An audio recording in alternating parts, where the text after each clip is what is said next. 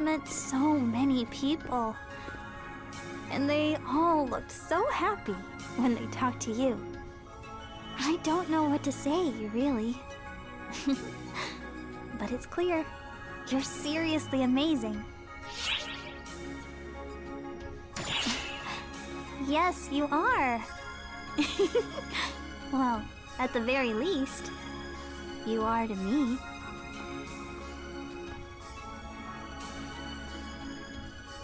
See? Getting that reception wherever you go sure must be nice. I pretty much did what I wanted at school. My teachers liked me, but I never really fit in with my peers. I always acted like Corey was the only person who mattered, which kept the other students at bay even more. So, I'm a little jealous of how everyone treats you. That's all. Man, listen to me. I'm in another world and I'm getting cold feet? That's not like me at all. You're great too, sis. Yeah? You saved me. That makes you just as great in my book. Thanks, Al.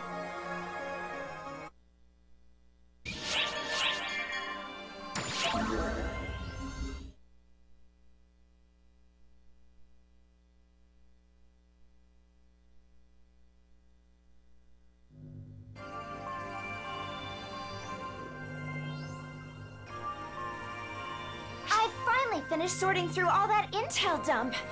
Now then, let's dive right in, shall we? We're going to gloss over the more intricate details for now, but I've compiled most of the more important stuff together. Now that I've got everything sorted out, go ahead, ask away. I'll answer any questions you might have.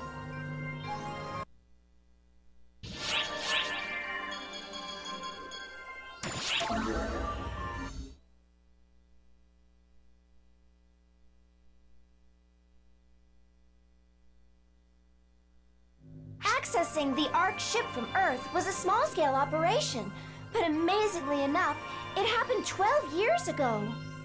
Then, as of 2 years ago, it shifted to an investigation where people like Hitsugi started being sent here. 12 years ago. 2016. That's when ether communication technology was established and ESCA made its global debut. And 2 years ago?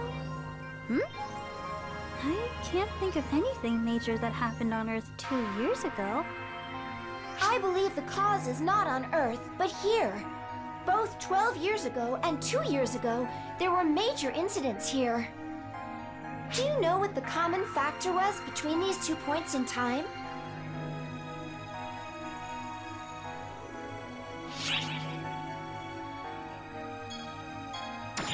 That's certainly true as well. But my analysis indicates that the return of the profound darkness acted as the trigger.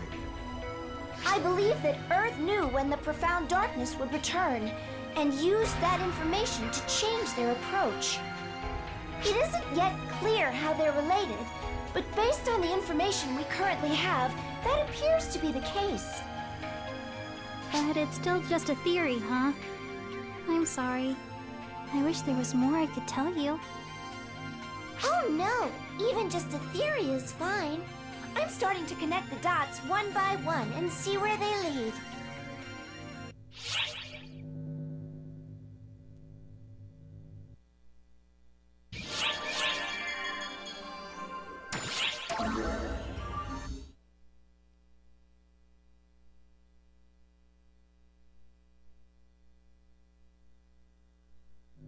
Though there are differences in the way we use them and their composition, ether and photons refer to essentially the same thing. That is why we were able to detect Hitsugi, or the sudden appearance of the enemy forces on the Ark ship.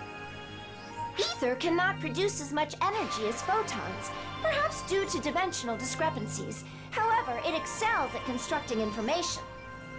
In essence, they are particles adept at creating shapes or relaying communications. That said, as particles go, they are fundamentally identical. If the same principles apply, that opens up all sorts of possibilities.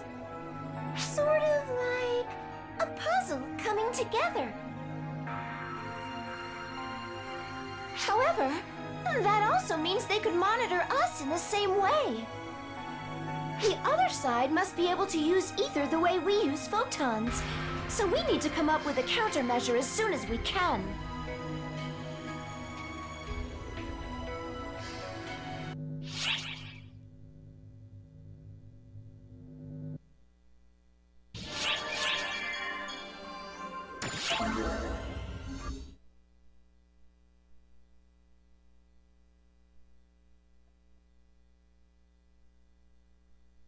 You're talking about the Earthling's unique ability to materialize equipment, aren't you? I have an idea where that comes from. In ARC's operative terms, it's like a summoner's abilities, but for Earthlings. Hitsugi, would you mind materializing that sword for me? Oh, sure. Ame no Habakiri.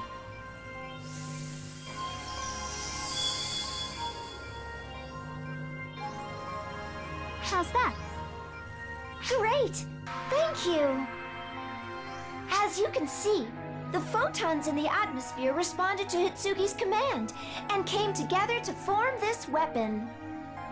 While some ARC's ops are able to materialize photons like this, the Earthlings' method is a little different. Theirs is more fantastical. Essentially, whatever they visualize takes shape in midair. Only Earthlings used to ether can do it. Since their visualization is directly linked to the materialization, the ability itself is almost certainly more potent.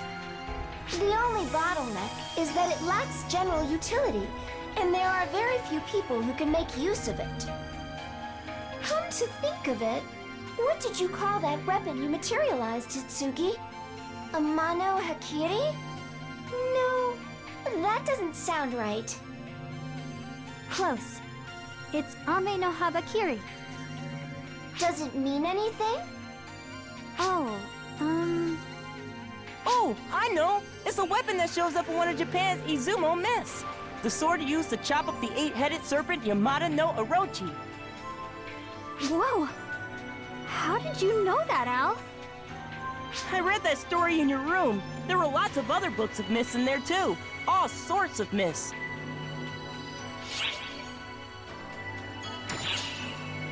I do like mythology, but I'd say I also like heroic tales. No matter what actually happens in real life, reading a book about a hero and imagining it for myself, there's nothing else like it.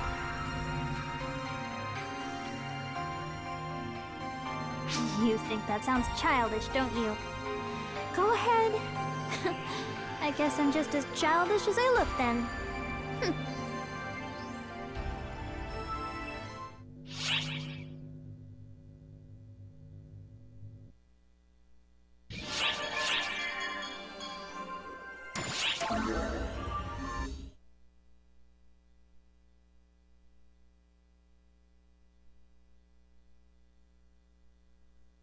In regards to the Mother Core, I'm afraid not even the Intelligence Bureau has many details about them. We're basically leaning entirely on Hitsugi's information. I wish I could help, but I'm afraid I only know a little bit. I've never even heard of the leaders or these disciples or anything. I only joined the Corps because I got an invite from Mother out of the blue to join their members-only social network. At first, I didn't fully trust them, but everything Mother said was spot on. And once I was able to enter PSO2 for myself, I found myself trusting her implicitly. I remember at one point, I thought she knew everything there was to know.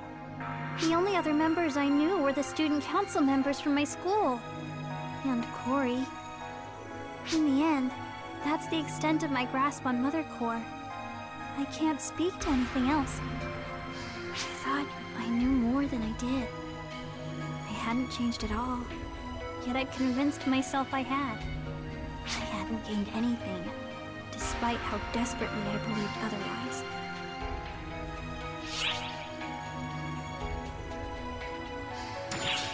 true. Once you realize how little you actually know, you start to put in the effort to learn. That kind of attitude is much more important.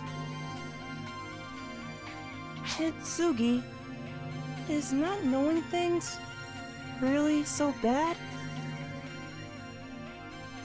If it is, I'm the worst one here. I don't know anything about myself or anything that goes on around me. Oh. It's okay, Hitsugi. We've all been there. It's not too late to learn. We can find out together. Yeah.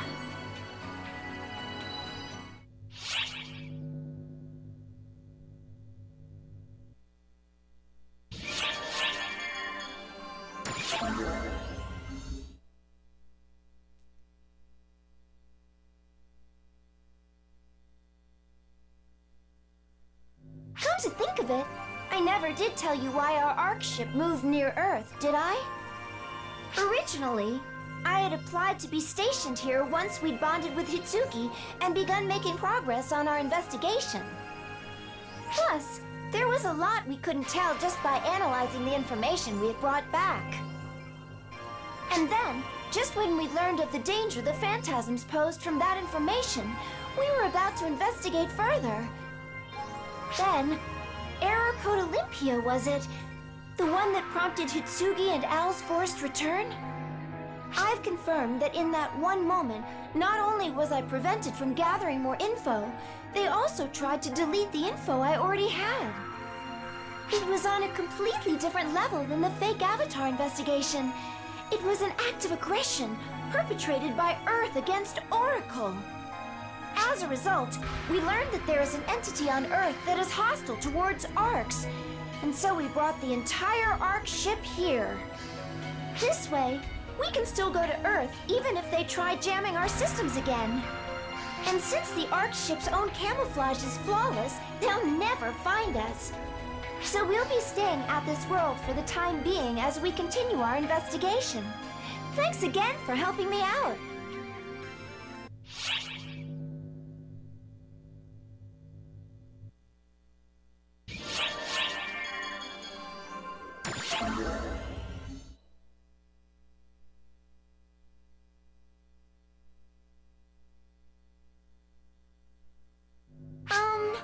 This is about those monsters that appear on Earth, the Phantasms. They use ether in the atmosphere to assume monstrous forms and attack others. What's more, they apparently often materialize as things all Earthlings subconsciously fear or inherently dislike. I guess a bad reputation is hard to shake off, no matter which world you go to. And since they're nothing more than ether, they can't even be seen by or affect people without the aptitude for handling it. Nonetheless, if left unchecked, the purity of the ether they're composed of will eventually reach a point where they can affect reality. On a different note, I've even heard rumors of phantasms along those lines, who have been known as angels and demons since ancient times. Interesting though that may be, we really ought to stick to gathering more practical intel. Oh, sorry, I didn't mean to complain. At any rate, these phantasm readings have been rising in number recently, and ARCS has been secretly handling them behind the scenes. They're using the info provided by the Intelligence Bureau's Collaborator to quickly subjugate them before they become problematic. Incidentally, anti-phantasm combat makes use of special enclosed fields that civilians cannot enter, so you can go nuts when you fight them.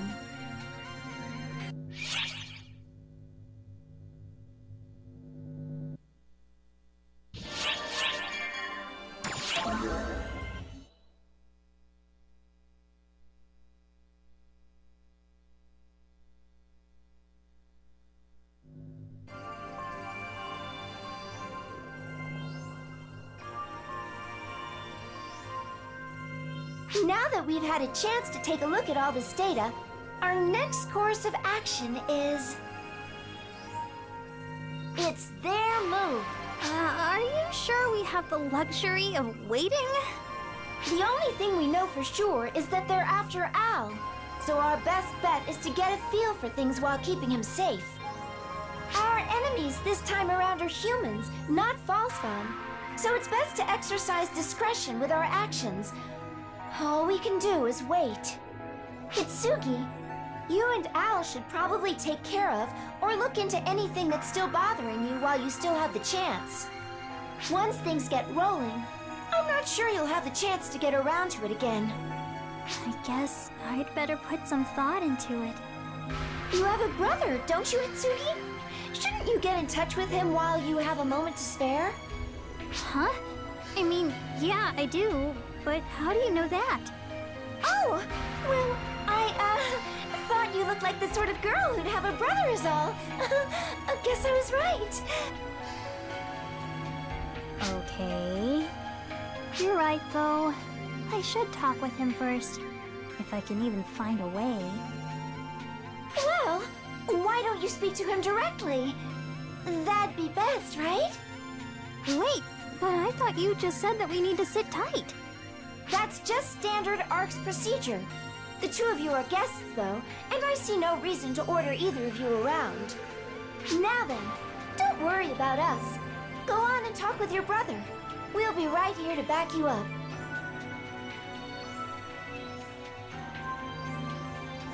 Thank you both. Maybe I will then.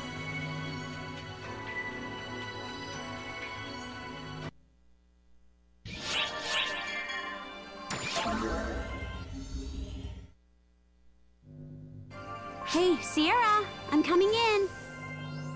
Oh, figured you'd be here.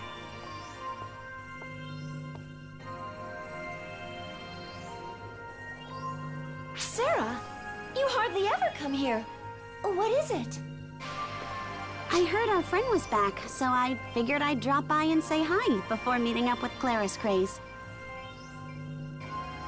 I heard you're tangled up in a few things, but you look better than I thought you would. Huh? Didn't Xiao tell you anything? He just told me they were back. He didn't go into detail. He's been leaving out more and more info when he contacts me. Wonder if I should cut ties completely.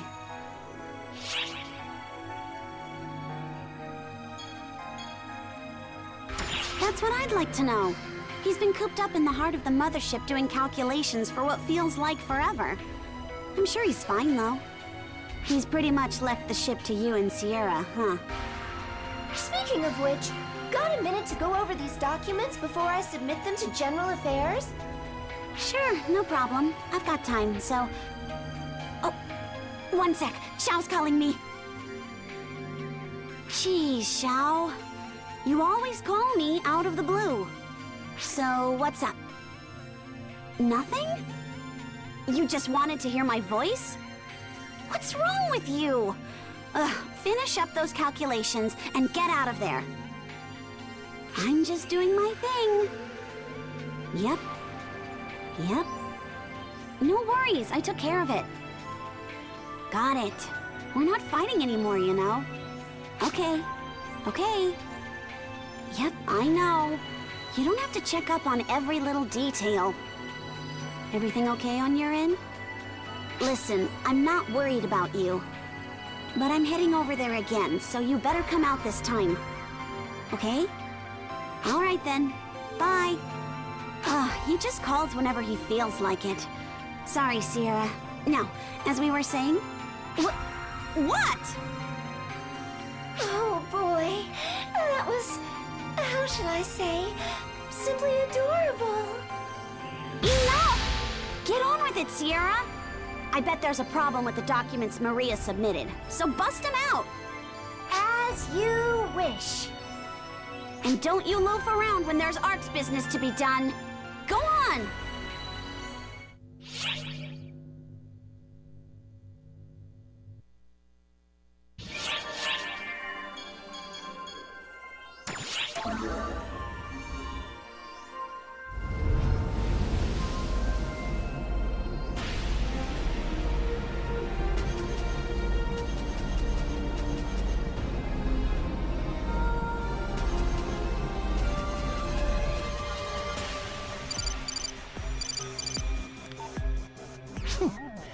I had a feeling you'd call me soon.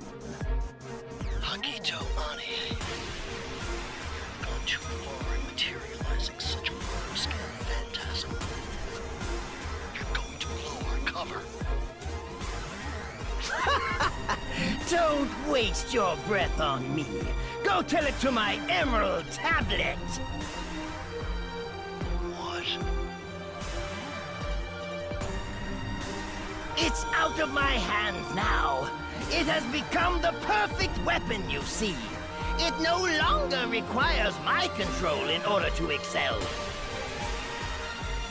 I'm simply here to observe the conflict born of my greatest masterpiece. As its creator, I must revel in its glory.